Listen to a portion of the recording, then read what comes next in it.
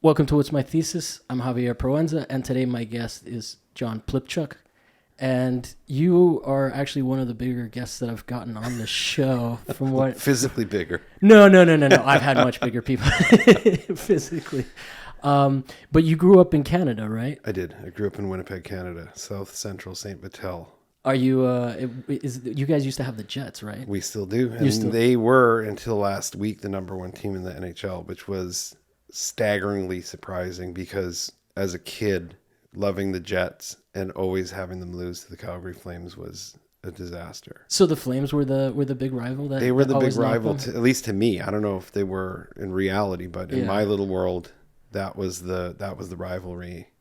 I'm a Florida boy, and we got the Panthers when I was like, what year was that? I don't remember, but so my perspective comes from very American hockey, so those teams. I think the Leafs were probably the biggest team that I was really actively aware. Obviously, hockey comes from Canada, so it's kind of ridiculous for a Florida boy to say that, but it's not. I mean, I love the fact that there are so many teams in markets that theoretically shouldn't have teams. Because when I was a kid, they were like, well, they don't even have ice or snow, so why should they have a hockey team? Yeah. But, I love hockey. I think that the more teams there are, the better. Yeah, for sure.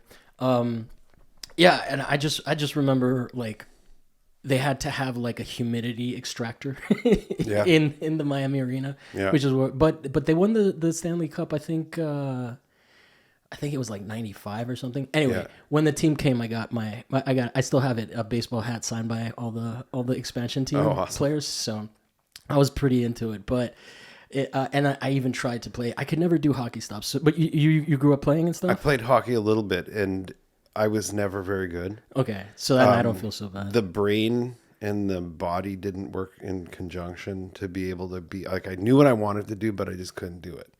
And they, there were a number of us who really wanted to play hockey, but we all sucked so bad that they made an additional tier and went to tier 3. They made a tier 4. And because we were all so bad, they wouldn't let anybody do body checking either. Oh, wow. And what ended my interest in actually playing hockey back then was, I want to say that I'm going to preface pretty much everything that I say may or may not be true, but we played in a tournament. We wanted to play in a tournament. So we played in a tournament in Roblin, Manitoba.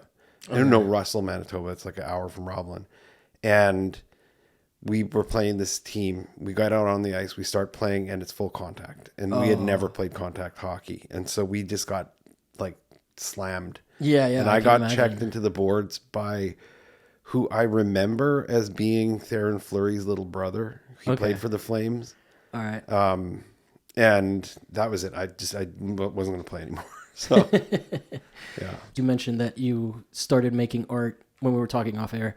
Yeah. In 94. That's when you. Yeah, about then. I mean, it was probably 93 or 92 that the whole art thing was available to me that I didn't realize was there because I had been playing in bands, and was failing every class that I took in college, and finally got put on academic probation. And they said, if you fail one more class, you're kicked out for 5 years. Wow. And so the drummer in my band, who is my best friend and who lives in LA now because he went to UCLA as well, said, well, I'm trying to get into the art school. So if we take this class, it's a studio class. If you take the class and you get a B in the class, you get to go into the art school. So I thought, how hard could that be? And so that was the art school. That was UCLA, or that was University of Manitoba. Okay. Yeah. Okay. And so took the class, actually really enjoyed it, got into the art school, asked them if they would allow me to not be on academic probation anymore. And for a couple of years, sort of learned the fundamentals of things. And the best part about it was that I didn't know what I was doing, so I didn't know I could make mistakes. Oh, that's great. It was really liberating. And then got dumped. And by a girlfriend. Yeah, by a girlfriend. By the school. No, not by the school, by a girlfriend, which was sort of like this moment where I had all this free time and all this sadness. And it got channeled into the work, and the emotion that I always tried to do in music really came through in art. Okay. And then became friends with a couple of guys Michael DeMontier, Adrian Williams, Drew Langlois, Marcel Zama, and Neil Farber. And we started this little art collective called the Royal Art Lodge. Okay. And that started because the professors at the University of Manitoba had gone on strike. They left us the keys, and we were there all the time anyway. So it was just like we had a studio and we were just practicing artists. So they went on strike, but they didn't deny you the facilities? Yeah. That's pretty noble. It was incredible, you know, and I remember it as being like a whole year, but the reality, I think it was like 6 weeks or something like that. But that was the genesis of this work that I started doing, where I was trying to impress those guys. And there was like one body of work, which was like sort of traditional oil painting and things like that, that my professors liked.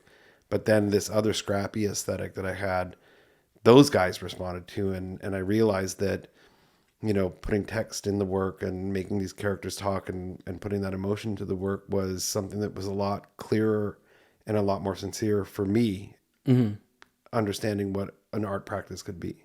Yeah. So that's how I got into any of this. So well, I got to see some of that Royal Art Lodge stuff at what was Strange Realities, the show that Mario put together. Yeah.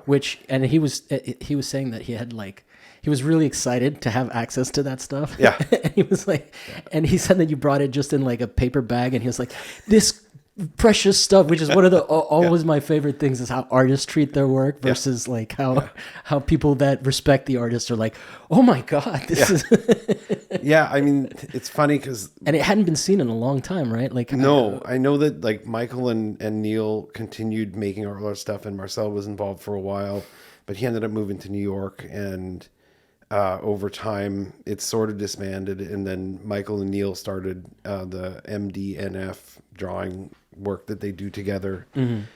And we had done when we were making drawings, like, you know, I think in the first couple of weeks we had probably made a couple hundred drawings, and over the course of however many years the core 6 people were active, we probably made 2,000 drawings. Oh wow.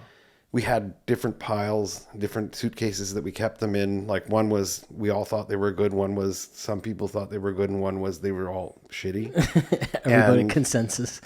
The other thing that we did was we tried to get shows. So we would literally just fill a mailer with drawings and send them to galleries that we liked and say, if you like these 10 drawings, we'll send you 300 more for a show, which we got rejection letters from everybody. But the best rejection letter that we got was from the National Gallery of Canada, why we actually thought they would do anything with us at that time. I bet they'd love it now. Oh, they did. Yeah. I mean, the show that toured, they ended up buying the entire show, including all of the ephemera, like cassettes of our bands and all like posters for band shows and stuff like that, that Michael diligently archived all the time. While, you know, I think there's like two types of people in the world. There's like at a family gathering, you've got the kids running around like idiots, and then you've got the parents that are taking the pictures. Yeah, yeah. And most of us fell into the kids running around like idiots camp, and Michael was a little bit of that, but mostly the parent taking a picture of everything because he loved it all so much.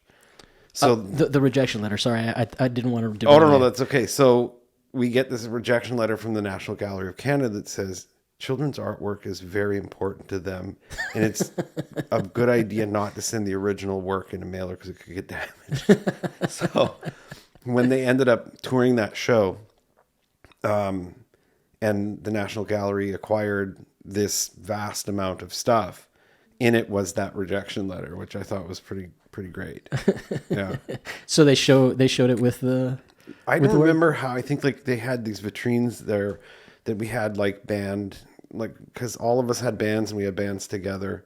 And so in a lot of these cases, they would have like posters advertising our bands playing or cassettes. And then they had we got rejection letters from all these different galleries too in the United States.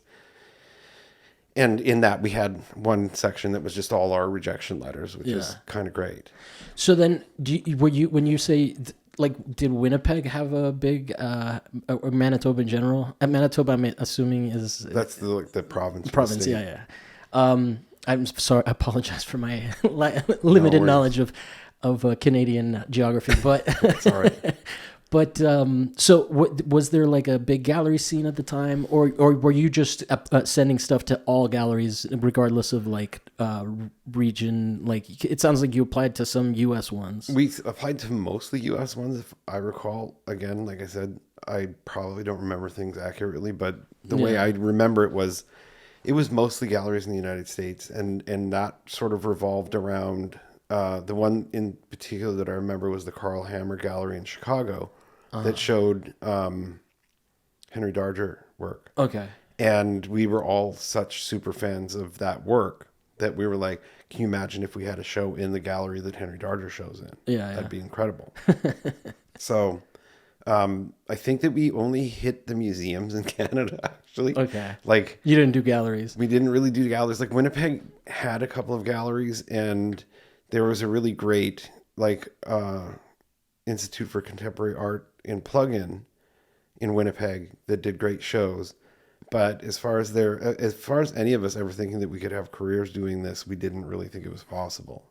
So it was just like a DIY spirit kind of thing for you guys, which is really what Winnipeg is. Yeah. You know, you have, and this is in the 90s, right? This is in the 90s. So were there artist run spaces and that kind of thing? Yeah. Like are there parallels to like LA that you can like, you know, spaces that? Well, I guess like artist curated projects, Eve Fowler's space would be, the parallel would be like maybe Ace Art in Winnipeg. Okay. And like the ICA here would be like Plug-in in Winnipeg, and then so they're not that small. It's not that small. Yeah, because I live I used to live in Miami, and I just went back, and it's interesting to do that exercise. But it sounds like Winnipeg had something going on, especially in the 90s. I mean, vibrant music scene and vibrant art scene, and that was that is the result of just darkness and cold.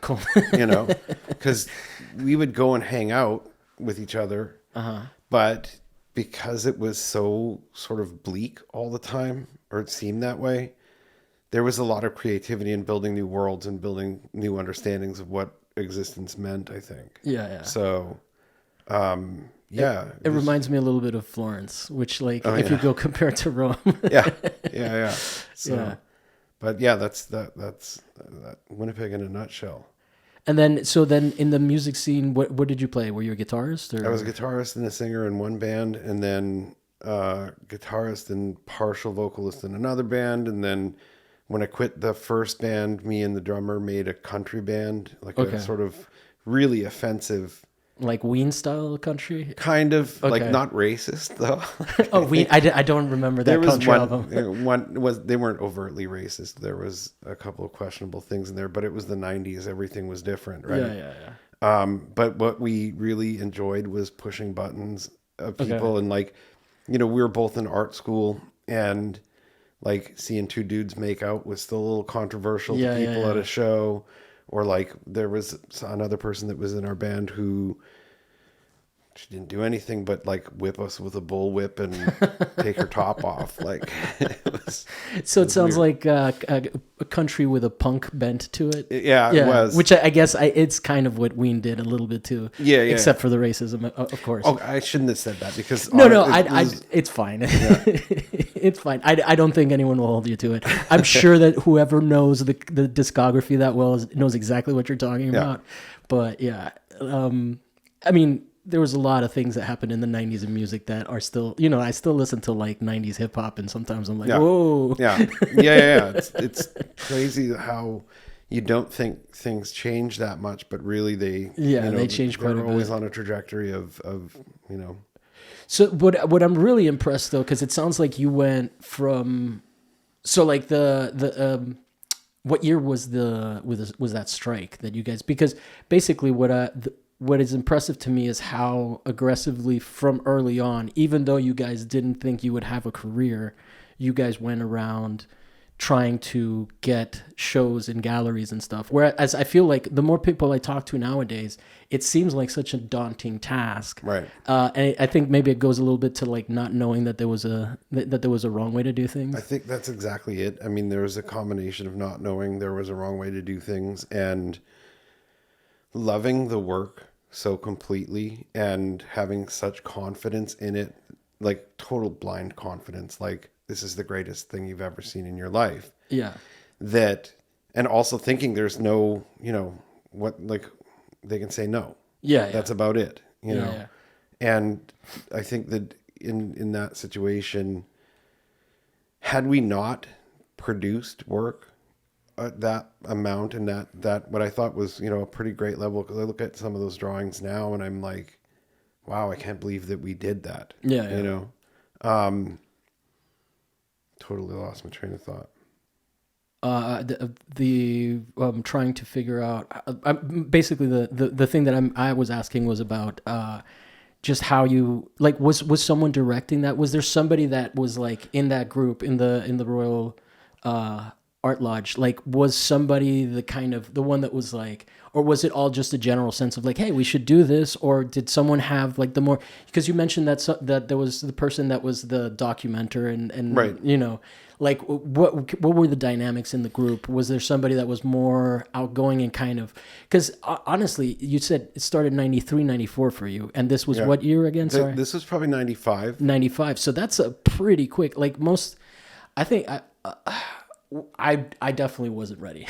Yeah. For that kind of thing. So, like, it's, to me, that's really interesting. How does that dynamic work? Is there one person that, I mean, we don't have to say, talk about the fights. Totally. Well, there were a couple of little fights, but I think what ended up happening was I ended up so I'm walking through the painting barn one day and I needed to make up some classes in the summer. Mm-hmm. And I saw a poster on the wall that said Yale Summer School of Art and Music, $700. And if I was going to go to the U of M for that same duration, it would have been $1,300. So I went to the painting professors and I said, hey, I think I'm going to go to that. Mm-hmm. Like, no clue, again, that you have to apply and that it's hard to get in. So, of course, I'm going to be frugal, guys. I did it and I applied and somehow I got in. And so I spent this bit of the summer in Norfolk and came back, and the guys had been continuously working, and I sort of felt like I had developed more of a voice on my own too. And right around that same time, maybe 96, 97, the same curator that curated the Royal Art Lodge show brought drawings of Marcel Zama down to LA and showed them at Richard Heller, and like Marcel exploded. Wow. And Marcel just was relentless in, he went from showing at Richard Heller a couple of months or maybe a year later. I think it was like 98 that he had a show at David's Werner. And wow. Okay. Like, just like that. Right. And he was like relentless in trying to get these galleries to show the Royal Art Lodge too. So having had no success in the Royal Art Lodge stuff, like anybody actually responding in a positive way, Marcel pushing all these galleries started getting people more interested in it. So I ended up going to UCLA in 98. So I moved here and Marcel would have shows all over the place. And then right around maybe 2000, Art Lodge started having shows too. Okay. And that coincided with me starting having shows, because that was a whole crazy situation too. Like, the first show that I did was in between my first and second year of graduate school at China Art Objects. And it was just a one-off summer show. And then I had my first show at China Art Objects in 2000, which was 2 years into my graduate degree. And then my first show at Petzl in New York was 3 months before my thesis. Oh, wow. So it was strange. How were those crits? Did you have a chip on your shoulder? You guys don't understand. The funny thing is that I have these moments in my life where I'm just going like, how did this happen? Like, how did it get here? And I was so oblivious to the idea of having any success in that realm that I was just like happy that anything was happening, But in the end, I think you can't really control what happens, but you can be prepared. So you have to be in the right place at the right time and be prepared. And the only thing you can control is being prepared. That's the Seneca quote. All I did all the time was make drawings and stuff and just happened to have the right people see them at the right time. Yeah. And then, the whole Chinatown scene started exploding too, which was... Around what year was that? 99, 2000. 99, 2000. So, where was China Art Objects? Was it always in Culver City? No. They were in Chinatown. Okay. They opened, I believe, in 99, because I remember when I was at UCLA, there was this cool new art scene in Chinatown, and them and Black Dragon, Roger Herman's gallery were some of the first galleries there. Mm-hmm. And China Art Objects was like, it was weird because I met Frances Stark. She came through studio visits, did a talk at UCLA, and the thing that happened was she popped her head into my studio and saw what I was doing. She's like, "Can I look?" And I'm like, "Yeah, of course." And she's like, "These are great." And I'm like, "You want them?" Like, because I was like, "Wow, someone actually likes this." So I gave her some, and then a couple of weeks later, Laura Owens came by, and Frances brought her into my studio, and I gave her some drawings. And then a couple of weeks later, Pei White came by, and I gave her some drawings, but she was like, no, I have to pay for them. Yeah. And so I was like, okay, $5 each. And she gave me a check for like $135, and I thought that I'd won the lottery. Yeah. So then she brought Steve Hansen over, and Steve came in, and he was like, "Do you want to do something in the summer?" And I was like, "Sounds great." Like no awareness of awareness of how things should happen or whatever. Yeah. How difficult it is if you actually sweat it out and stress it instead of just doing it the way that you know. Yeah. And so, that then we just started hanging out in Chinatown all the time. And that scene was so incredible for building me as an artist, and not just in having any kind of career, but also like there was a dialogue. And any night at Hop Louie's, there would be all of these different artists hanging out. And like I said, we were there probably 5 nights a week just hanging out. Yeah. Or on Saturdays at the gallery, if things were slow, I would bring drawings there every Saturday in a Trader Joe's bag, like I did for Mario. And there'd be people that were going to buy them. And so if it was slow on a Saturday, we'd be sitting in the gallery, playing Settlers of Catan or something. Oh, wow. But it was just like, everybody was always together and always like interacting and cross-pollinating. And it was a pretty magical time. Was it as divided by graduated like schools that people like? Was it the UCLA crowd versus the Cal Arts crowd, or was it all more intermixed? Because I find sometimes there is that like, I don't think it's like an intentional thing, but it's the people you know. So when you go out, you hang out with the people you know. Was there more cross-pollination back then? I think there was. Yeah. I mean, the way things happened for me, I got so busy by 2001, 2002 that, I spent a little bit less time there, and I was doing a lot of traveling and showing in a lot of different places. And so I realized that, like the Kordansky and Dan Hoog and Joel Mesler. Joel had his gallery there for a while, and then they moved around to the cul-de-sac. And I don't think that, I think that it was a pretty even mix. I know that Roger, his effect on having UCLA people there probably was a little bit stronger, but because he was such a magnetic person, you would have people from all different schools. He showed it. He didn't care who he showed. He would show UCLA people. He would show anybody if he liked the work. Yeah. And we ended up moving back to Canada around 2006 for a couple of years. You have my wife, yeah. Okay. And I, because my mother had died in 2005 and my dad was living by himself, and I had a pretty good career going, and I kept my studio here. And we decided we're going to go back to Canada and spend, he was 82 at the time. So we were a little concerned that we would miss his last time too. Yeah. Which is funny because the whole time he was just like, "You're an idiot." He left for another life. He's like, I'm done. You don't need to be around me. What are you going to do? Like, just go and work. That's your job. Go and work. Yeah.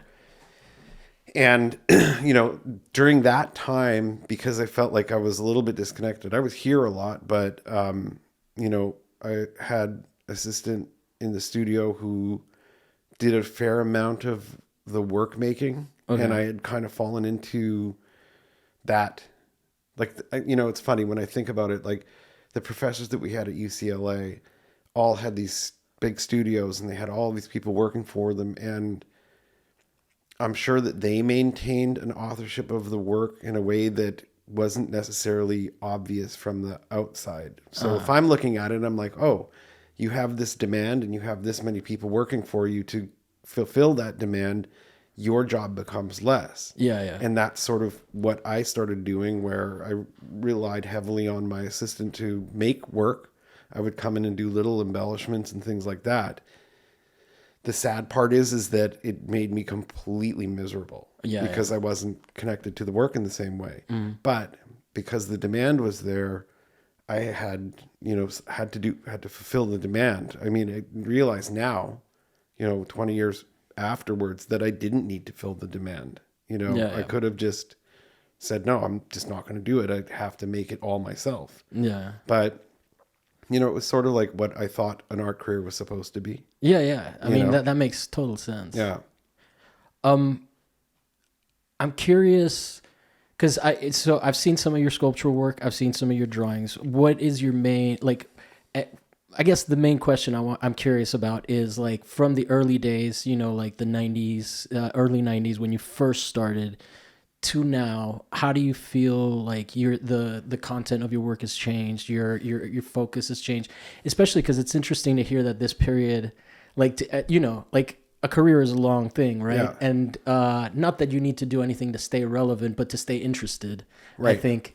So like how has that evolution happened for you? Well, so I started with drawings, and then I moved into paintings, and then on one incredible day, I had started work for Petzl for the second show that I was going to do there. And Friedrich came in and he looked at the paintings and he's like, oh, what is this? Which is funny because prior to Giovanni Intra dying in 2002, Giovanni also came into my studio that summer and he was just like, oh, fuck, bust. These are awful, And I'd just done a show of those paintings at the gallery and they sold a bunch of them. And so I kind of expected him to be going like, hey, you're awesome. Yeah. But in reality, which was, so powerfully meaningful to me, he was like, this is garbage. Yeah. And I was like, okay. And Petzl comes in and he's like, oh, these are awful. And I was like, okay. Ended up getting pretty drunk that day, going to this opening after party with Farrah Fawcett and Keith Edmeyer. And the next day, as hungover as, or possibly still drunk as usual, get into the studio at 6:00 in the morning because that was my work ethic. I worked super early and I worked all day. Okay, like till 5 kind of thing. Or? Yeah, 5 or later. I had no kids, so I didn't have to do anything. But do you have kids now? I do. Okay. Yeah, and so I was like, you know what? Fuck that guy. I'm gonna make. They couldn't back out of the show because it was 2 months away. I was like, I'm gonna make the worst show that New York has ever seen. And I made these sculptures out of socks and made these weird figures and stuff and shipped it all off. Just waited. I shouldn't be that passive aggressive, but it was funny to me at the time. I get to the gallery and I thought the work was good, but I also thought like, boy, this is like, they're really, going to hate it. They're going to hate it. Yeah. And they start unpacking the crate and he knew that he wasn't getting very many paintings at that point. And he was just like, oh my God, what is this? This is incredible. So I had shifted unintentionally there. In the right in the right way. I think maybe you had to get back to that detachment that you originally had. Absolutely. Like that. Absolutely. That's sort of like, who cares? I've been chasing that for 20 years, So a lot of that work revolved around originally the drawings and things revolved around sort of interactions between family members. Nothing directly, but just sort of like I grew up an only child with, doesn't seem old now, but like older parents, and so because my father's family was all in Ukraine and my mother's was the second youngest in her family, everybody that I knew was old. Yeah, and I would hang out at the church and like make pierogies with the old ladies. And I was the altar boy for all the funerals. And like people would come up to me when I was a kid and going, you're going to be an altar boy at my funeral? And I was like, yeah. And I loved it because, I got 50 cents. I got to go downstairs afterwards and eat pickles and sandwiches. Wow. So it was wonderful. Yeah. And so it was probably midway through my schooling at UCLA that I had this like thing hit me like a ton of bricks about the mortality of my parents. Yeah. People dying wasn't new to me when I was a kid. And my dad was always very like, well, we're going to die. This is the key to the safety deposit box. Go to the bank, get the stuff, funeral arrangements are made, just, do what you have to do. And I'm like 9. Yeah. Right? Oh, wow. Because they are older parents. Because they were older. And so anyways, at some point this mortality hit me. And then my mother had a sort of second bout of heart trouble, which made that more real. And like, I just started really worrying about their mortality and like what happens after they're gone. Like I felt like an astronaut, like I don't have anything. I'm not tethered to anything. Like, and so a lot of the work revolved around that, around 2002, 2003, 2004, 2005. I had a show in Paris, which was the first show.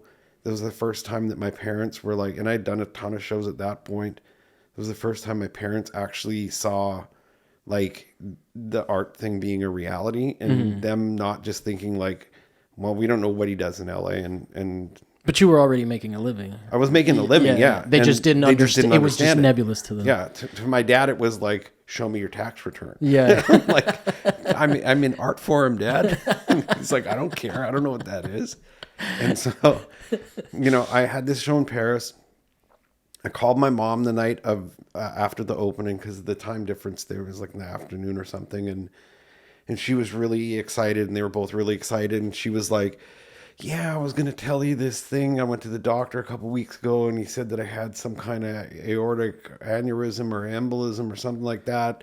Then he called me back a couple of days ago and said it's fine, and I'm like, "Okay," still torturing myself inside, that I'm not there, you know. And my wife and I had never gone on a honeymoon, so we decided after the show in Paris, we'll go to Strasbourg for a few days and just kind of hang out. And then I get, it was weird. I had to do this drawing for Art Unlimited in Basel for 2005, and I was stressing out about it, couldn't fall asleep. Finally fell asleep and woke my wife up laughing.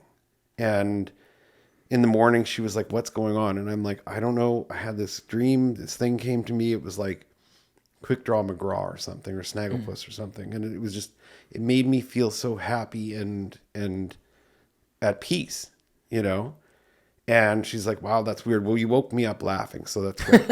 And I'm like, "Yeah, that's great." So I go into the bathroom, strip down, turn on the bathtub, the phone rings, and in that second, I knew my mom was dead. Oh no! So I think rough. that she came. She came, and let me know that everything was gonna be okay. Yeah. And so, anyways, when you worry about your parents dying all the time, and then they actually die, there's this weird relief that happens that almost feels like it shouldn't happen. Yeah. And so, is there guilt associated with that a little bit, or I didn't feel guilty about it, but I definitely felt like it wasn't it shouldn't have been a normal feeling, but like all of a sudden that worry was gone because the moment was final. Yeah. Then I started being concerned about my dad. We ended up moving back to Canada, and within a year he died. Okay. And that was another one where literally in and out of the hospital, he was in the hospital for like 4 months and then out of the hospital. And this guy was like an ox, like the strongest man alive, drinking poison and all that sort of stuff, like Ukrainian peasant stock. And he ended up having like a bunch of GI bleeds, and they thought he had a heart attack, so they were treating for that, but it really wasn't that. And what ended up happening was he calls me up one day and he's like, "I can't make it up the stairs." So I went and got him, took him into the hospital again. This was in the summer, and I was just getting ready to go to Zurich to do a set piece for this. There's a playwright and writer in Zurich named Sybil Berg. And so at the Schauspielhaus in Zurich, I designed the set for this play. And I had to leave in 2 weeks, and my dad's in the hospital again. And I'm visiting him in the hospital. The doctor's like, "We need to talk." And I'm like, "Okay, that's the worst thing you want to hear from a doctor." Yeah. And the doctor's like, 3 months tops, 6 months if you're lucky. And they like, we haven't really talked to him about it yet. You can take him home if you want, but it's going to be awful. So you should probably think about hospice. Like, okay. Trying to, wrap my head around that being kind of final, right? Go into his room and he's like, I thought you were going to LA today. And I'm like, no, I'm going to stick around. He's like, you don't work hard enough. And I'm like, dude, I'm working at being a son. in and out of the hospital. Yeah. He's like, you don't need to worry about me. They're going to try some new pills tomorrow and I think I'll be fine. And I'm like, okay. Go home, 6 a.m. Next day, get a call, he died. Oh, wow. And the whole time I'm thinking to myself, like, do I go to Zurich and do this thing, or do I stay here just in case something happens? And the whole time he's just going like, don't be an idiot, do your job, So then they're both gone. And again, it's that moment of like relief, Mm-hmm. And I continued making the work that I was making, but it felt like it was completely insincere because it revolved around mortality, and that mortality event had happened, and I didn't feel like what I was doing was sincere anymore. My assistant ended up moving to Berlin. I didn't hire somebody else. Is this the same time that you had that you were miserable because you weren't having such a direct hand in the work? Yeah, you were trying to. So absolutely. This is around the It same time. all happened at the same time. Okay. It was like the perfect storm of like shit storms. Yeah. So I just wanted to know if you had two shit storms. oh no, I've had multiple shit storms. But in this particular case, they coincide. This is the first one, first big one, and so then all of a sudden the economy crashes and the art market crashes. 2008. And trying to understand that, and having what ended up being like, I had a studio in Winnipeg that I never used. And I had a studio here that now sat empty. We were trying to figure out whether we move back to LA or not. And this thing where I would just sit in the studio, like looking at the walls, like I don't know what to do because that motivation that I had was gone. That I just couldn't do it anymore. I couldn't try and pretend that I was doing the same. I couldn't pretend. So I ended up I decided that what I was going to do is just try and make some stuff that I didn't know how to use the materials. I would remove the narrative from the work and I would just see what happened. And so for a few months I did that. And I ended up making a show for the gallery in New York in 2009 called The War. And it was just these two sets of masks opposing one another on the gallery walls. And I was pretty happy about that because that seemed sincere, because I was just like a little scientist in the studio trying to figure out what was going on and making everything myself. And, went through that, started using all these materials that were probably incredibly toxic to be using all the time, but still having fun seeing what happened. And had a show in Japan and remember being there, having the show and kind of creeping up behind the gallerist. And he was talking to some collectors and they were like, but he didn't do any fuzzy characters anymore. And he was just like, yeah, I don't know. And they're like, well, why did he change? So maybe because he felt like a fraud. Yeah, because it felt like a fraud, So yeah, it's funny. It's funny how that happens. Can I ask you? One thing I know from your social media presence is Jungian psychology is a big thing. I'm since we're talking about it, my father passed away last year, so a lot of this is resonating with me. Except I wasn't dreading his death. I thought he was gonna die in his because my grandparents both died at over 90. Yeah. And he died at 76, and I was like, oh shit. Yeah. So I've been kind of going through I'm watching my cholesterol and all these things, whereas before I was like, oh, I'm going to live till 90. 90, yeah. I think that the rules have changed for anybody born after 1952. Yeah. I have a bit of a confession to make about the Jungian stuff. You're not into it? Okay, so it's a character. I had a gallery in LA called Grice Bench for a little while, and there were a group of people that used to hang out. One guy was a guy named Matt Kwan and Jason Goebel, and they go by Barry Bonds and Dog Food on Instagram. Okay. and I love these guys, and we became friends. The best time ever was like after the opening, after the drinks and dinner, after the opening, we would go back to the gallery and stay up late and talk about shit. And so these guys would always be there, and I became friends with them. And when I was having a show in New York in 2020, Matt was sending me ads for my show, and it was all these collage things, and I'm like, I love this. Do you want to post them? And he's like, yeah. So I said, here's my password. Post as much as you want, because the less time I spend on Instagram, the better. Because I can just go down a wormhole there. I just that, waste an entire day.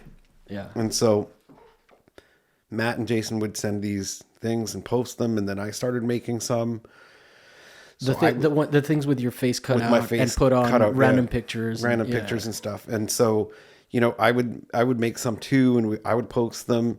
And then, I just said to Matt, like, look, I need to take a break from Instagram. As long as nobody does anything hateful or anything like that, I don't care. I'm not even going to look at it, and go for it. And so, Matt was like, this is the funniest thing, is he's like a resident at Tulane University getting his medical degree, and somehow found time to make these things and post them. So his interests infiltrated that, and he's been trying to get me into Jung forever. But I'm like, I'm a moron, really. And so you don't have like a deep connection with Jungian therapy? I don't. That's hilarious. It's pretty funny. Yeah. And so I feel like at this point I need to like make it clear that I'm not always the author of the Instagram posts. Okay. And when he started doing like, and this is the difference between like, a 50-year-old and a 35-year-old, where he gets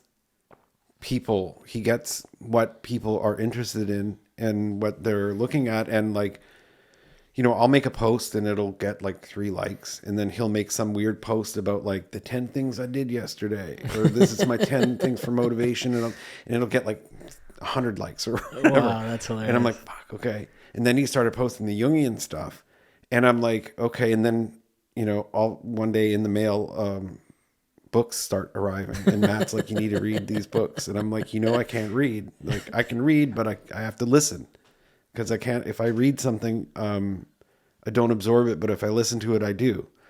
And so I'm going to have to either like read these books into a thing and listen to it afterwards, or get them on audiobook. And I just started, and I'm like, didn't get in there. No. So continue to be a fraud. No, but that's so interesting. I could have sworn based up until, that's why I had it as a follow-up, because all of us are all of the stuff that we've been talking up until this point is about interpersonal dynamics and whatnot, relationships and all of that. And I was like, oh, so this is all somehow Jung based. Yeah. And it's not. That's great. No.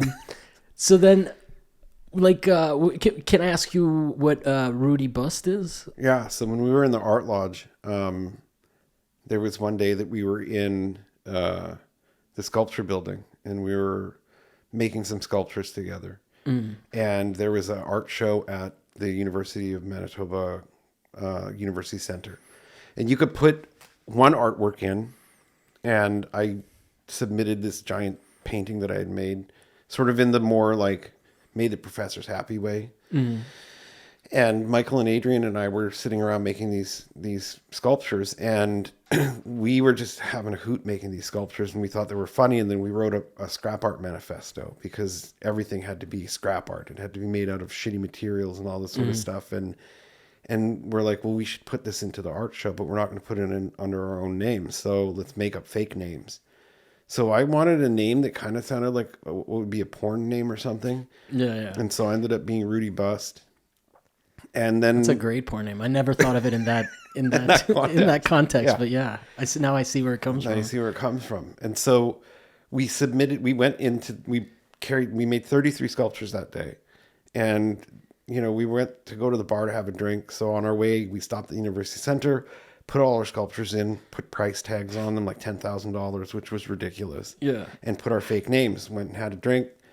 We're walking back after having a drink at the bar, and pass by a dumpster and realized that all of our sculptures were in the dumpster. So we were like, that's weird. We took them all out and we put them back into the show, and then we went home. So the next day we get to the show and our sculptures are gone again. And of course they're in the dumpster. And we were like, okay, that's a pretty good response to this. Like, and so that was the moment where I started differentiating between the work that I made to please others and the work that I made to please myself and my friends. And for a while did two bodies of work, one that was John Pylypchuk and one that was Rudy Bust, because I felt better about the Rudy Bust work. But, I got graded on the John Pylypchuk work. Yeah. So that's sort of how that came about. And then it kind of continued into UCLA when I started really leaning into a scrappier aesthetic and trying to make things out of stuff that's going to degrade anyway, and watching the patina of life happen on a piece of paper or, whatever you did, So you haven't found that makes people collecting the work, like it sounds like you're not that concerned about archival things being archival, or are they archival in a way that they end up getting that patina and that's the intention, but they're not necessarily going to yellow in a certain way? Yeah, see, this is the thing. I like looking at things that have yellowed because it signifies time. Yeah.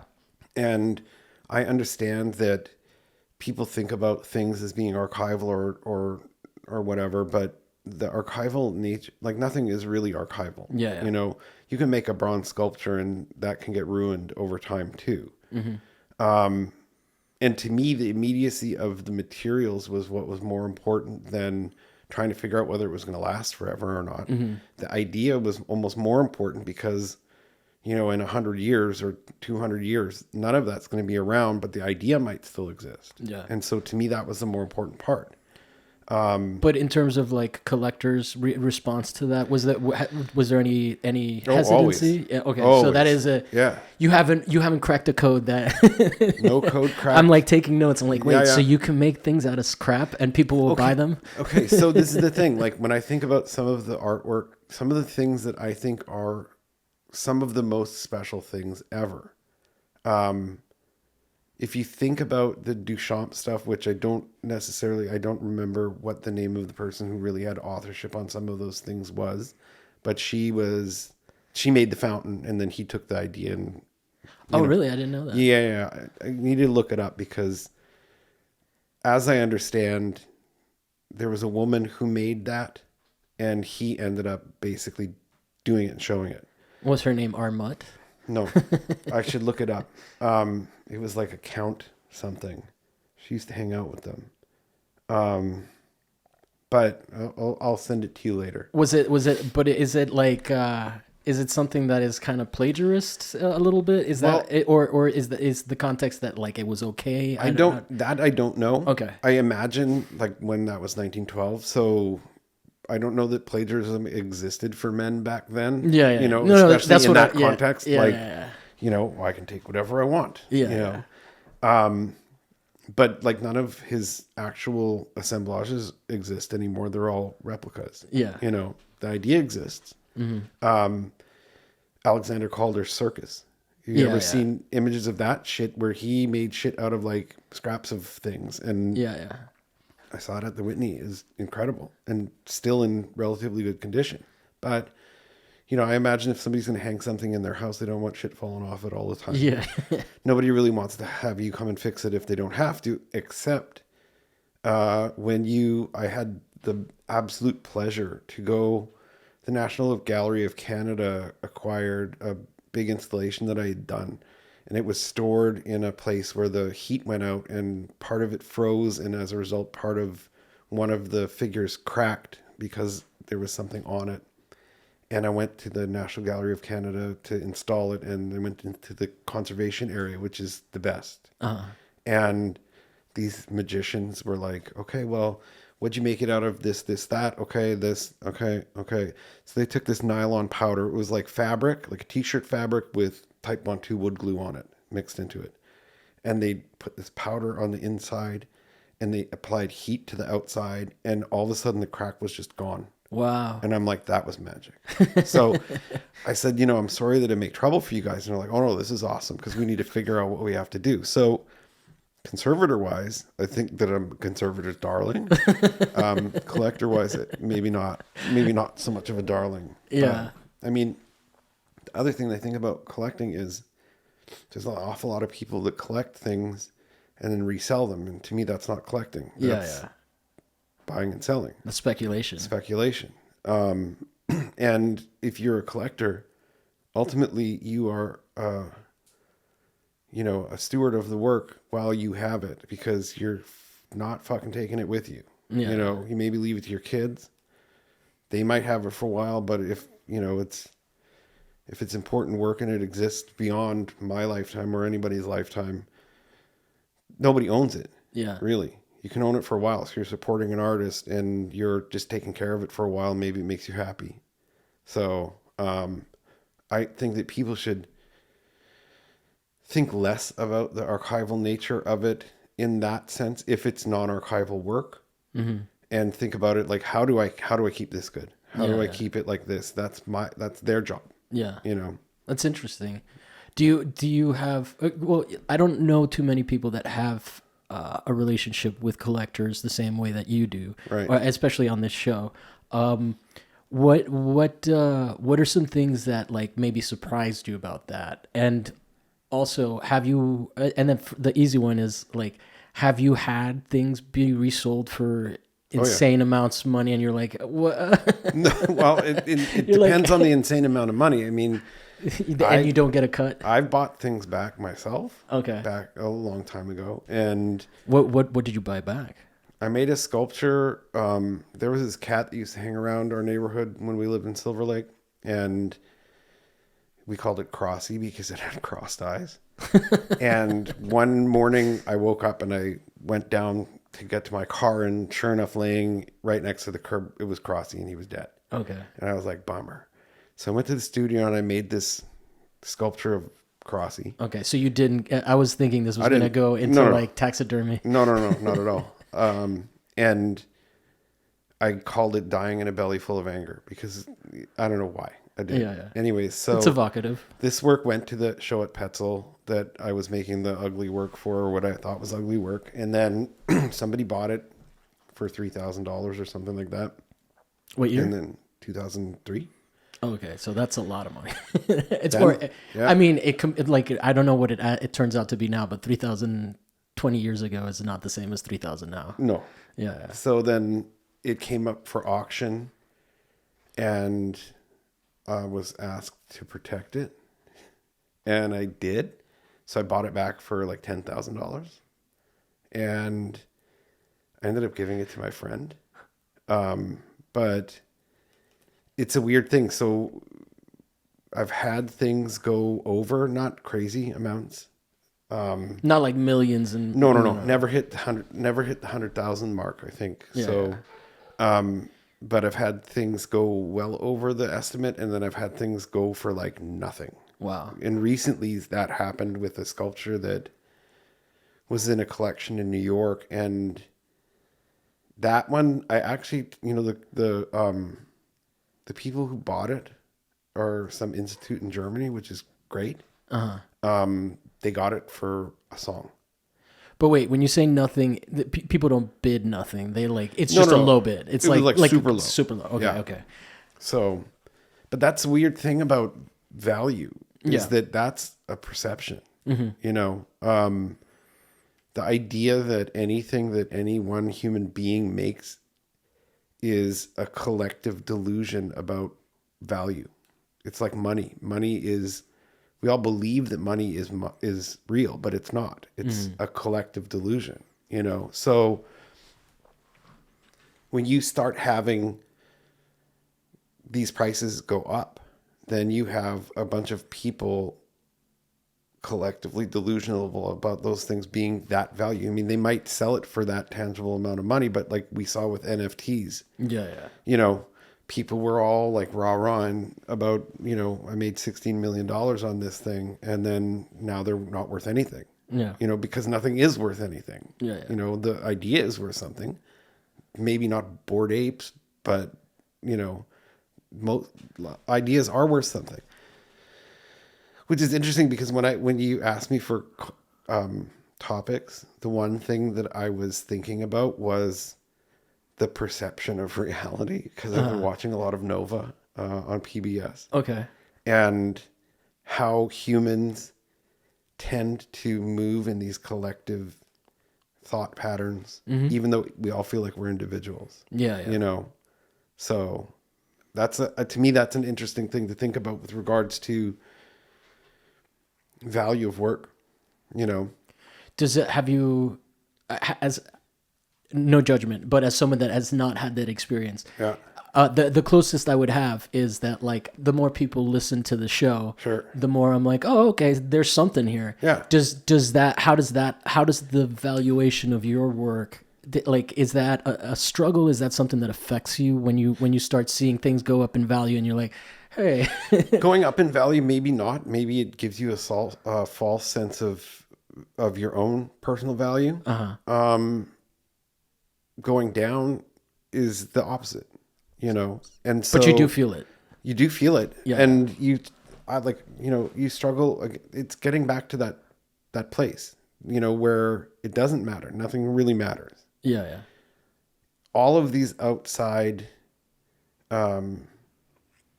things that happen to anybody if they're doing something, and everyone probably has a different belief in this, but for me, I think that any of those outside stimuli really aren't doing anything but deterring you from what you're supposed to be doing, which is just making work. And this is something that I realized when I was playing music, that what I wanted was a music career.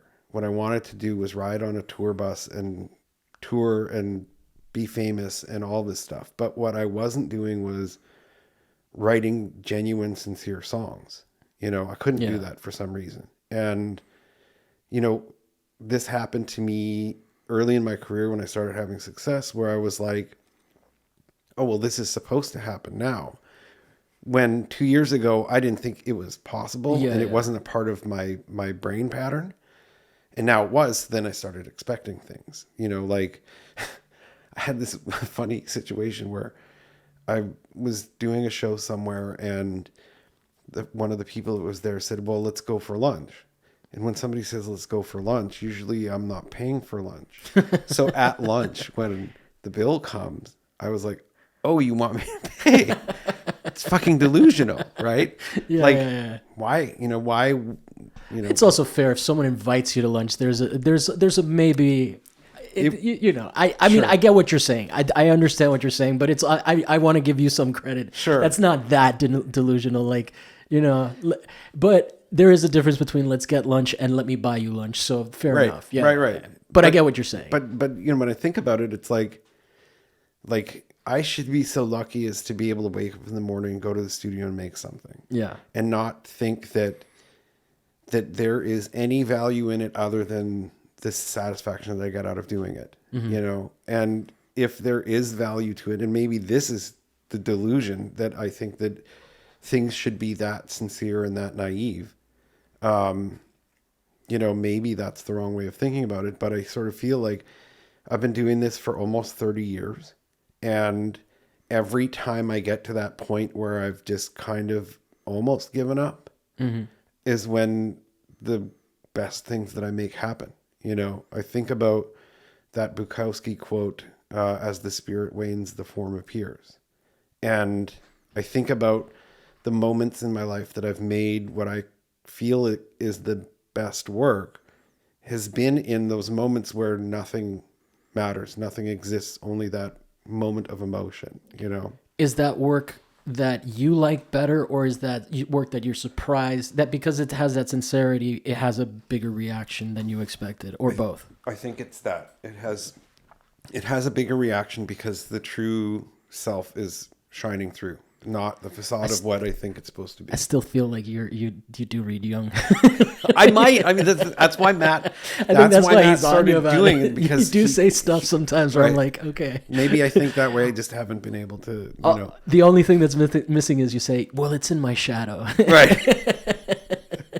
Yeah. I mean, So I was telling you about playing in bands, and, I'd done a couple of shows in, 2019, 2020, and had just had a show in New York, and then the pandemic hit, and had this really sort of beautiful thing happen, other than like not appreciating the death of the pandemic and the suffering, but appreciating the stopping of it, having this moment where, if we as a species need to stop, we can. It's not unthinkable. I saw it happen. And I also had that coincide with me starting to do some gardening and some aquaponic stuff, and always trying to get the thing at the right equilibrium rather than just allowing that equilibrium to happen naturally. Right? What's aquaponic? What is that? I got a fish tank on the bottom, and then the water goes up and pours into an aggregate that has plants growing in it. Okay. So the fish eat the food, poop feeds plants. Okay. Right. And I'm trying to get it right, trying to make sure that it's at this equilibrium. And I'm like, oh, it needs this. I add this. It needs this. I add this. And at one point was like, fuck it. I can't do this. It doesn't work right. And I'm just going to leave it alone. And sure enough, 4 months later, it's got the strongest biofilter going, and it's like, unstoppable. And it just was neglect that helped it get to that point. Right. And so I learned that about life equilibriums. And I learned that, gardening is about watching and time. And you're watching time go. And sort of right around that time, one of my closest friends, we hadn't seen each other for a while, and we texted every day. But then, he texts me, he's like, "You want to come over tomorrow?"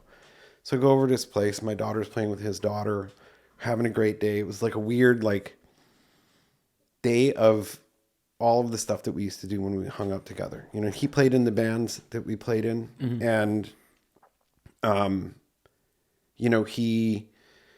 it was even weird. We ended up playing PlayStation baseball, which is something that we'd done 15 years earlier. Right. So he texted me the next morning. I was supposed to go to an opening at Nino Meyer, that I was in, and I ended up skipping it because I was having a nice time. And so anyways, the next morning he texts me. He's like, "I don't want you to worry. I think I got COVID." And I'm like, "I don't really care." Yeah. I care. I don't want to get anybody else. I don't want to give it to anybody. But as far as actually getting it, I'm not worried. Yeah. And he starts describing what's going on with him. And I'm like, "Dude, I think you're having a heart attack." Yeah. And, this sort of goes back and forth. He's like, "I'm going to get checked out later in the day." And then I texted his wife, and I'm like, "I'm a little concerned." She's like, I'm going to take him to get a COVID test and all this stuff. And then my daughter comes running up the backyard, and she's like, this is 20 or 30 minutes later. And she comes running up the backyard, and she's like, "Your dad's dying." I shouldn't say her name. I'll keep it up. Anyways, and I was like, "Holy shit." So we got in the car, drove over there. Sure enough, dead as a doornail. Right? Oh, wow. Yeah. And this was the guy that we played music with, really close friend, sort of pillar of the friend group. Everybody loved him, Tony. He was friends with all of the artists that I was friends with when I first started. He'd known them, from way back when. So it was just this incredible person. And I had that moment of, so this was the next, I hadn't had somebody die in years. Yeah. Joyce Pensato died in 2019, which was a little bit of a shock. Cause I didn't expect it, but Joyce was the first of the three, cause they come in threes. And so when Tony died, I had this moment of all I can do is make ghosts. And so I started making these ghosts. I don't even know where I got on this. How did I get on this? Because you mean this train of thought? Yeah. It's okay. Okay. Because really I'm interested. All I'm trying to get to is the sincerity aspect of it. So I think it was the Bukowski quote that you said. Right. Is how this relates. That's it. Yeah. And so, for months after he died, I found myself in the studio making ghosts for no reason. It was pandemic. Everything was shut down still, There was no reason to be like there were no deadlines, there were no anything. And so sitting in there making these things, sort of repeatedly making these things, was like one of those moments of that complete sincerity in what felt like a completely decimated soul. Like I just felt crushed, you know, and I know our whole friend group felt the same way.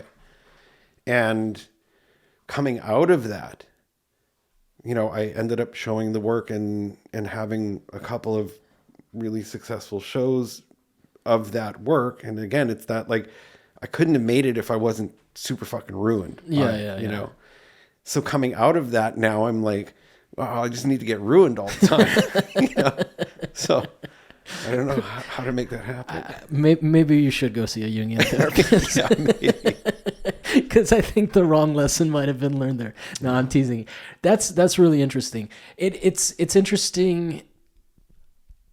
It is interesting because I mostly interview somewhat earlier career artists. I mean, it's a privilege to have you here, and I think that a lot of my audience is going to get a lot from this conversation, because I feel like ultimately, you know, I've talked to people that aren't necessarily pursuing a career of like where they're trying to chase the market down or I mean, or whatever. That's a weird way of saying it, but people are doing it. Yeah. So. But it's interesting to hear somebody who has had commercial success, still, you know, like one of the things that I am trying to get out of, but I used to say, is that I would never want to make my entire living off of just making art, because that pressure seems to me, as someone who's never had that, like to be but something about this conversation is making me feel like, oh, like it doesn't necessarily have to change you or what you're interested in, right? Because a lot of artists that I know, they have day jobs. Like mostly I interview working class artists, right? Where their practice is a separate thing that they have to make space for. And the relationship to that doesn't seem that dissimilar, you know, because it seems like you're still looking for the same thing that somebody who's maybe not thinking about collectors and whatnot, you know, you're still you which is refreshing, I think, for anybody watching this, that like it is because it's a really intense thing when you don't know how that system works. You know, I've had people tell me that like when they're showing work to spaces, right, I'm not going to say which ones, but like one of the things that they've noticed is that they don't want any, like there are considerations that, like, tell me if this rings true, but they don't necessarily want one piece in a show to stand out over the other ones, you know, because then, you know, everybody wants this one piece, and you know, but then at the same time, it sounds like your process doesn't even consider any of that. Well, I'd be a lot wealthier if you did. If I did. So you're not advising against. I'm not advising against it, but I mean, a couple of things. One, if you work all day long and then you come home or you go to your studio and you work on your work, that's probably one of the sincerest forms of doing that. Yeah. Because that's fucking hard. No, I agree. I definitely agree. And that's absolutely admirable.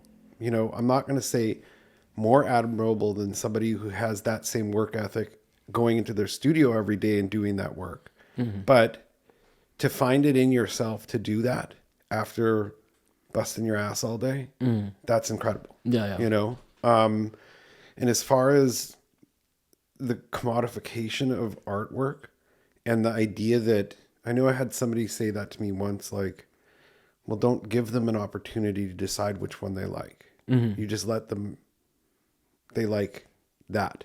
And that's the only thing that you do. But to me, that's not art. You know, that's art in the sense that you are making a commodity, that you're not making. I've been sort of trying to understand this differentiation between an artwork and an artifact. You know, I think that the successful things that I've made in my life that have resonated with people have been artifacts of my life, you know, not artworks per se. You know, I think that, so this is going back to that Friedrich Petzel thing when I said that he came to the studio and didn't like the paintings. He says to me, I said to him, he's like, why are you doing these paintings? And I said, well, because I'm a painter. I had success as a painter, sold work as a painter. I'm like, I'm a painter. He goes, no, you're not. And I'm like, what are you talking about? And he's like, it's not what you do that makes you interesting. It's why you do it.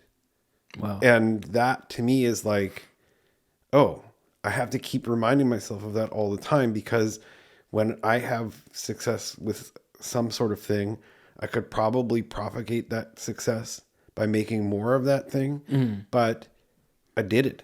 Yeah, yeah. You know, that's not important anymore, you know? So I don't know. I think that it sounds like an audience, audience capture is something that you kind of are hesitant to get wrapped up in.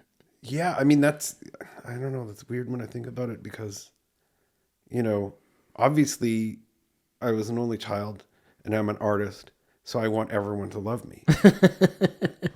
I love you. Thank you. But the reality of that is that it might not coincide with you making the best work. Yeah, yeah. You know, I don't know if you've listened to the Rick Rubin book, Creative No. But I've heard people have referenced it. Kind of the same thing. Like, I mean, he kind of hit the nail on the head, although, you know, I don't know that I agree with everything in there, but there are aspects of that I realized that I was doing and struggled to maintain doing, and also recognized the things that were hard for me to manage as being exactly like, you know, taking myself too seriously, you know. But I like being in that position where I'm sitting down at a dinner, or I had this one time, it was funny, that I was with Steve Hansen in Basel, and I can't remember what year it was. And he's talking to Peter Doig and Chris O'Feely, and he didn't introduce me. And I was like, afterwards, I was like, why didn't you introduce me to Peter Doig and Chris O'Feely? And then I was like, wait a minute, how did I get here? Like, that I'm at this party with those guys. Yeah. It's better to just be naive and dumb, maybe. Yeah. You know, yeah. We've been going for an hour and 12, so I don't want to take up too much of your time. I'm having a great time though, so I also don't want to be like, we're done. No, I'm fine, whatever you want. Do you have anything that you would want to say on the way out? I usually ask guests when we get around this part, like if there's anything that you maybe thought about, any topics that you maybe wanted to kind of touch up on the way. And if we end up going for another hour, that's fine. Or if we go for 5 minutes, that's fine too. Well, the other thing that I was thinking about was post-scarcity economies, which is sort of antithetical to the idea of art economies.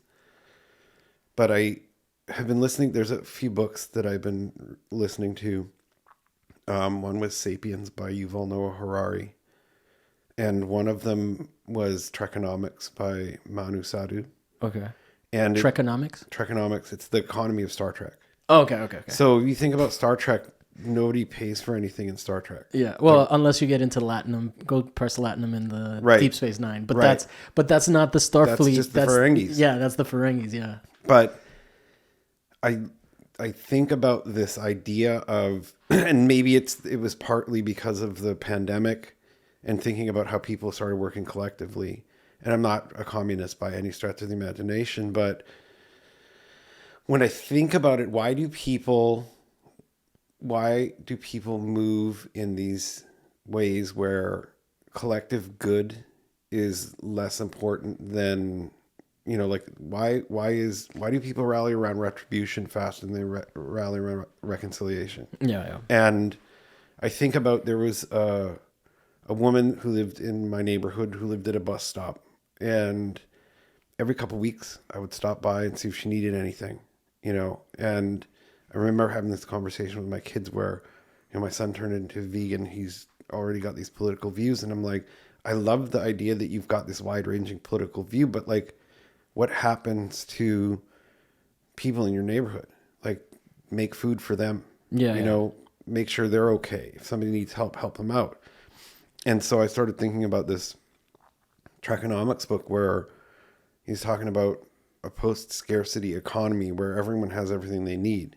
And is that attainable? that's where my mind is right now. Yeah. You know? Well, it's interesting, especially because during the pandemic and coming out of that, there was, especially like, you remember the situation in Echo Park where there was a lot of encampments there of unhoused people. And one of the things that I found really interesting is the mutual aid efforts that are, and you see that in places like one of the things that surprised me so much is that in the Rust Belt, like in Detroit and places like that, there are huge active, and in LA too. To be fair, I'm not, but I'm just saying that labor tradition over there of unions and whatnot, they may not be communists or socialists, but they do take care of each other, sort of in the way that you're talking about of like, and I think that kind of came from, when you need to strike, when you need to go on strike, you still need to feed yourself. So then there's a network that helps people with mutual aid and stuff like that. So there's some really interesting stuff going on out here in LA. That is actually the political stuff that I get more excited about, like, because there's a lot of stuff that just seems like a lot of noise to some degree, and just seems like I don't know. In the broad sense of that is an interesting, especially because right now we are definitely in an economy that's coming out of the pandemic, which is maybe a little fluffed up. And a lot of the things that, like they're putting like band-aids on everything, and everybody's just kind of waiting for the other shoe to drop, which is a very crazy feeling. But but I do think it would be amazing. I think that there's different ways of engaging in politics, and I find that to be one of the more admirable ones, even with the current situation, which will just vaguely a reference now politically, because I don't want to get into it too much on YouTube. You have people getting eSIMs so that people can communicate, people buying eSIMs, which has become the bigger rallying cry after people realized that calling your representatives for a ceasefire maybe wasn't working to some degree. So it's interesting, even in that sense of like people feeling helpless and then trying to figure out what it is. And there is an immediate thing that you can do, which is give direct support, which is kind of antithetical to like how American government tends to approach these things, where it's like, the bailout doesn't go to the people losing their houses. The bailout goes to the people that that don't really need it, to maintain their status of wealth. But yeah, I'm totally with you on that. That is a really interesting thing that I unfortunately I talk about it, but I haven't been as active in it, Yeah, me too. I mean, I think about it on a micro level, like, if I make pizza, I take it over to my neighbors, and I give it to them. They probably don't need it. I know they don't need it, but I think about like that sort of thing is manageable for me. And I sort of figured that if everybody just did that, took care of one person, then everyone's taken care of. No, that's a really admirable to do it on a larger scale. Absolutely. But I think about the sort of micro scale of that, and I think about like, man, wouldn't it be great if money just didn't exist? Like it just didn't exist, but you have to squash your desire for things. Well, what would Bezos hoard over other people if there was no money? Right. But the funny thing is that I actually think that like, if I was to try and say like, oh, that's a Star Trek replicator. Amazon is a replicator. We literally lay on our couch and we say, Amazon, bring me this, and it comes to your door. Like, kind of a replicator. No, it definitely is. Except it's not as free as over there. No, but we should just make it free. No, that would be amazing. Yeah. One of the things that I do see that I think is cool is when people that do have the ability to do so financially start buying like tents for people and stuff like that. But one of the things that's disheartening about that process is that a lot of those tents just get thrown away by the city when they do the sweeps. Right. So it's like this like constant need to re-up the support system. But yeah, man, no, that is an interesting thing. Do you have any other thoughts on perception? Because that was actually pretty interesting, and I don't want to leave anything on the table if there's anything left. I don't know. I mean, I watched. Okay, so Nova has season 50 had two. Season 50. Season 50. Nova. It puts The Simpsons to shame. Yeah, it's been on since I was a baby, I think. Wow. So there were two things about how the mind works. Okay. And this, like, I watched them over and over again. In fact, this Christmas, I got the greatest Christmas gift ever. Okay. My kids took one of my old shirts and in letters wrote, "Ask me what I saw on Nova," because I won't shut up about this. But there's, and you've been watching all 52 seasons, or have you dropped off? No, I dropped off for a long time, but I got back into it a couple years ago. So if you think about your mind as being this ball of stuff in your head, it can't see, it can't hear, and it can't smell anything, right? Yeah. And so there's one part of the beginning of this program where this guy's like, if you hold your thumb out like this and you look at your thumbnail, that's about the only amount regularly that you see in 20/20 vision. But your eye's moving 3 times a second, 5 times a second, and it's scanning the room. So it's taking these little dots of the room and then it's making up the rest. Mm-hmm. So I know that there's guitars on your wall. Mm-hmm. I know that you've got pedals on the floor. I know that there were paintings here. And I can be looking at the door and know that they're there, but I'm not actually seeing them. Yeah. And so all of that's manufactured in your mind.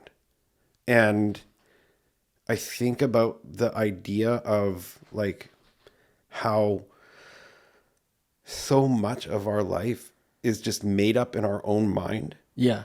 That may or may not exist. And I'm coming to terms with this in even my memories of things that happened.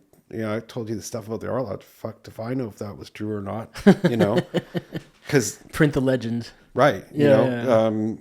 Memory is not read only. It's always redone, and I think that there's something about the idea of that rewritable memory that creates new neural pathways that causes humans to end up acting in this collective manner where everybody likes Justin Bieber. Everybody goes to Justin Bieber. And like the more somebody else likes Justin Bieber, the more you kind of like Justin Bieber. And then all of a sudden it changes. But like, how does that change? What switches that perception of that? But not just like in one person, but like in everybody, No, and it's interesting also because then it also hits a critical mass. And then sometimes you're like, I'm a little tired out on this person. Like you get overexposed to somebody and you're like, you used to think they were a genius and now, not Bieber. Bieber is can't do no wrong. But no, I'm not that well aware of him, but I get what you're saying. Yeah. I don't have kids, so. Yeah. But no, that's really interesting. A while ago I got into sort of this postmodern, like basically the magical thinking stuff that it informs like Crowley and LRH. What's this? LRH. What's his what is his actual name? Lafayette. I don't know. It's the Scientology guy. Oh, L. Ron Hubbard? L. Ron Hubbard, yeah. LRH. Because the Scientologists say it like that, and I couldn't remember. So Lafayette Ron Hubbard, that's why he goes by L. But so he was like a notorious fabricator of stories. Right? Like he you couldn't really tell what was true about him or what was not. Right. But he would tell these really engaging stories, and that's how he became magnetic. Sure. And I recently heard, like just casually, I saw a clip of what's his name, Chomsky, ripping into the postmodern, authors of like the French ones from like, I think the 70s and whatnot. And it's really interesting because a lot of that magical thinking stuff is sort of playing with these perceptual games, right? Like, and going not necessarily into Jungian side, but in terms of therapy, like a lot of times when you go to therapy, you end up having to like address some of these like conceptions that you have of yourself, right? And so one of the things that was really interesting is that Chomsky was saying about it is that like the postmodern authors, what they were trying to do was kind of give an air of sophistication to the humanities and give them like not sophistication but an air of scientific, because like like after the atom bomb was developed and all of that, like science had a prestige and an elite background to it. And so I started reading this book. Have you ever heard of the Sokol hoax? I think it's Alan Sokol. So basically, this guy who is a physicist and actually understands the terminology used by most of these postmodernists. Right. He wrote an article about quantum gravity, and he submitted it to a journal, and it was a hoax. Like the article made absolutely no sense whatsoever. Right. And so MSG. Yeah. That was a racist joke. What's MSG? Like monosodium glutamate, like the poison of all poisons in food. Uh-huh. A guy wrote a paper in '68 about how MSG was this awful thing that it's not that bad for you. No, it's not bad for you at all. Oh, okay. No, but like I'll show you my bag of MSG. Okay. I have one. I couldn't find small MSG to make China, but yeah.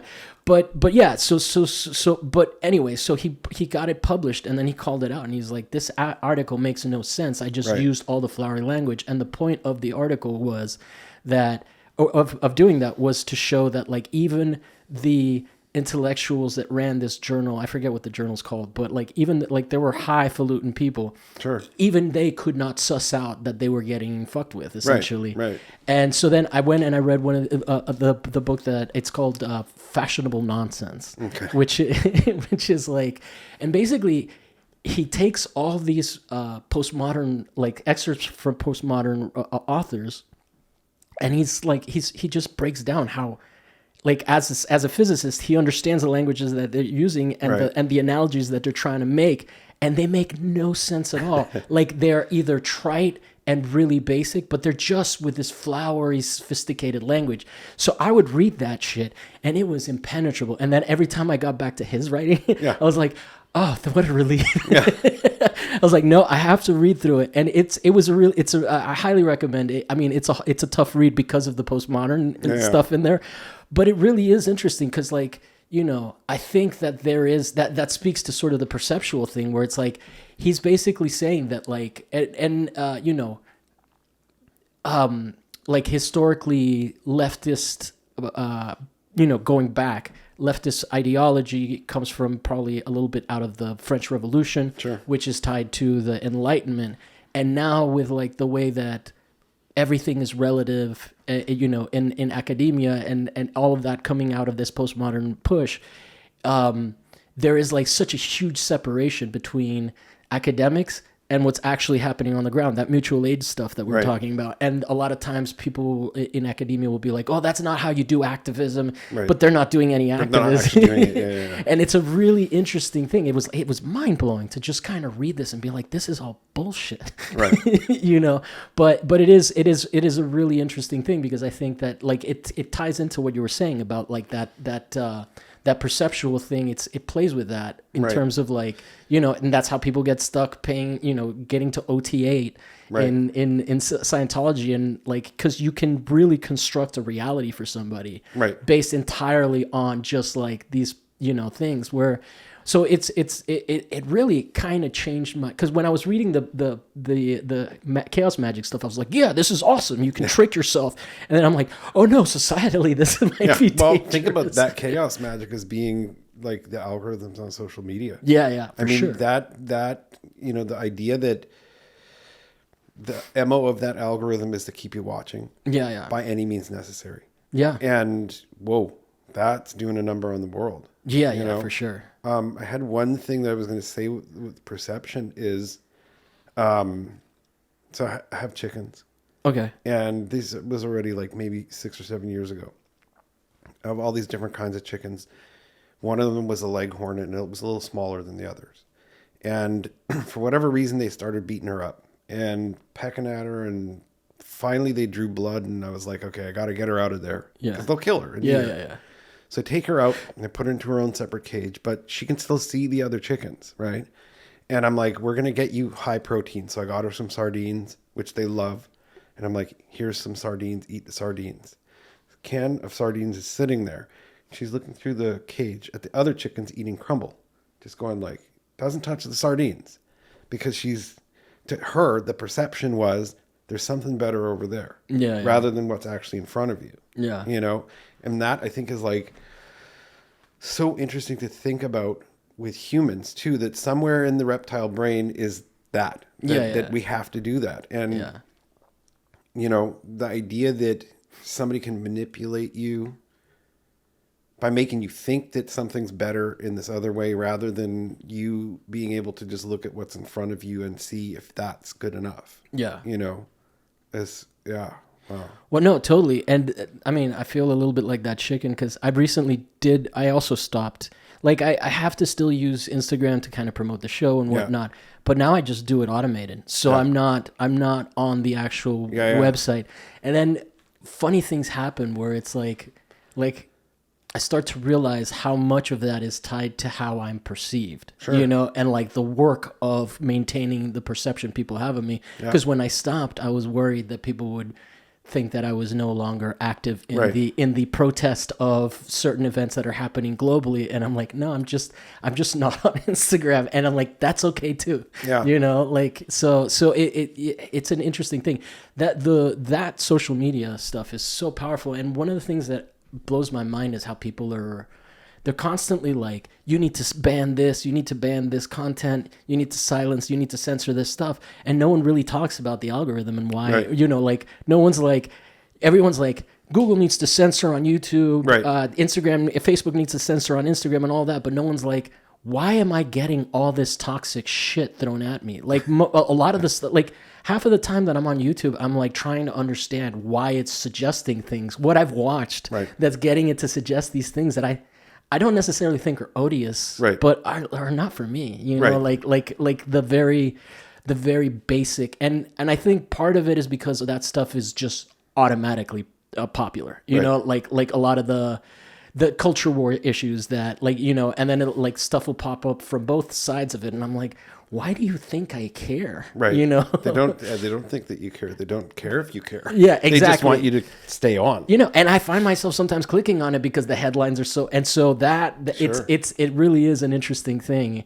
You know, like and then like I saw a clip of there's this guy that does interesting videos that are kind of meta about how YouTube does it, and he just basically does like short little videos where he's interacting with himself, and he's like, why is my favorite YouTuber now doing all this like stuff about culture war stuff? And then he looks at the views and he's like, oh, you know, but like no one ever talks about that, you know, like no, everybody's like, oh, you got to silence this person that got too big. Like, for example, to use a tired example is like Andrew Tate. It's like everybody wants to censor Andrew Tate. No one holds Google accountable for the algorithm pushing Andrew Tate, you know, which is really, it kind of goes to that perceptual thing. Like, you know, there's nothing wrong with the system. There's wrong with this person being popular on the system, but the system is what's making him popular. So it's mind blowing. But that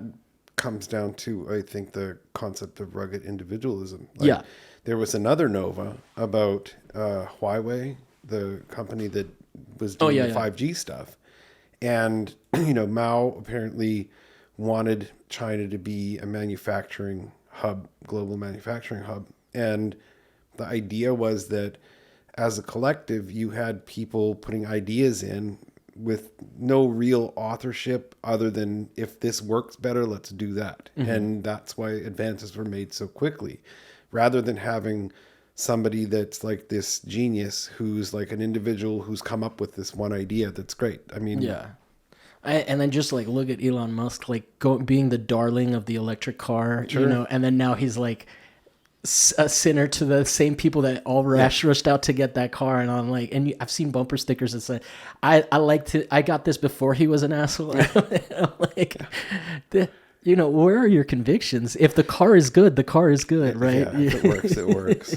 If it kills, if it, you know, so then like, it's an interesting thing, like the branding and stuff. I just spent two months in Miami, just completely like out of LA, and like, I mean, just hanging out with good old boys. And I'm like, they're not that bad. Well, I mean, when I moved to LA, people were like, well, it's really dangerous there. And I'm like, I guess so. But that's what, you know, I saw on the news in Winnipeg. The reality was not like that at all. No, you know? I still haven't, like, I mean, I still haven't been in an area where I don't know. I haven't been in an area where I'm like, oh shit, I should get out of here. Yeah. You know, I don't know what Compton was like in the 90s, but Compton's fucking nice.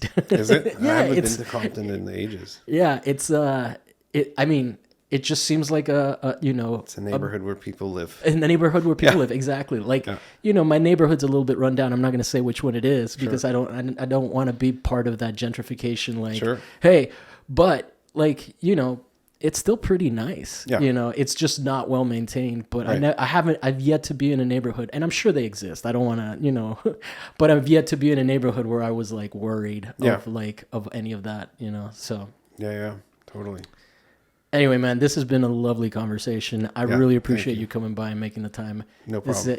I think that people are going to be excited about this one because there's just questions I've been able to ask you that I just haven't had anyone that had the answers to yet. So I don't know if I did either.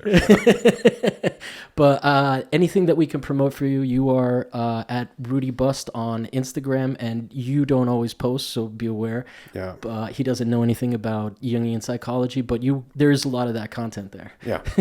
That's good. No, I don't know. There's nothing going on right now. No shows coming up? I got a show, 2-person show in Paris in April, I think.